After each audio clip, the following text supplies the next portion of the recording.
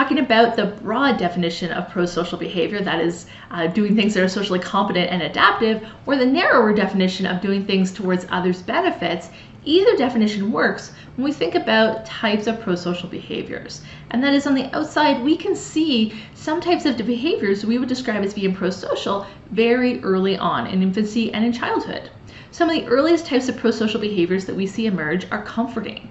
We find that young infants, even 6 months of age, will try to comfort or respond emotionally and empathetically to another infant who's in distress.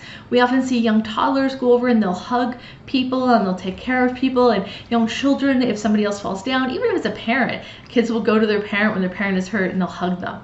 And so this is a type of prosocial behavior we see hardwired in us at a very young age. Aside from comforting, we also see young children engage in helping behavior. And we know it's quite common for kids to desire wanting to help at a very young age. By the time we're about 3 or 4 of age, kids really love and have a huge passion for helping others. If they can help their mom and dad around their house by cleaning up or helping them cook or anything of that nature, they take a lot of pride in helping, and they really like the social benefit of helping another person.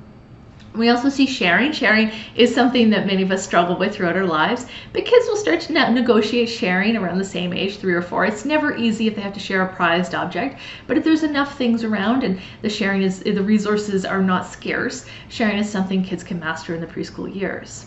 And cooperating, the idea that you can work together for one goal-oriented behavior, is something that really starts to emerge around 4.5 to 5 years of age. This is when kids will start to play together in a social way, and they'll have one goal in mind, like building one tower of bricks together, or playing house or playing make-believe with the same sort of goal in mind. So this type of cooperating is something we master pretty early on. So despite having these skills and these behaviors displayed early on in the lifespan, we also continue to develop more prosocial behaviors as we get older.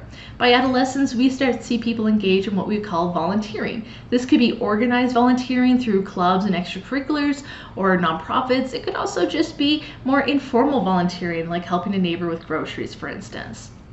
We also find adolescents are one of the groups that we see highest prevalences of activism. Although they may not be involved in organized activism, they are learning to speak out and show their autonomy, and they often do this in a more pro-social manner than in an antisocial manner. So adolescents will use their sense of morality to speak out about what they believe is right, regardless of what the issue is. It has to do with their values and their morals. And finally, in late childhood and early adolescence, we really see mentoring start to emerge. And this is when an individual has a certain skill set and they are helping to tutor or foster that skill set in someone else. It could be a younger child, it could be a classmate, it could be a family member. They may help them with their homework or help them learn how to skate or any other avenue. So these prosocial behaviors is just tip of the iceberg of what we may see, and we can recognize this at the outset. So whether you're using the broad definition or the narrow definition, these tend to be something we recognize as being prosocial.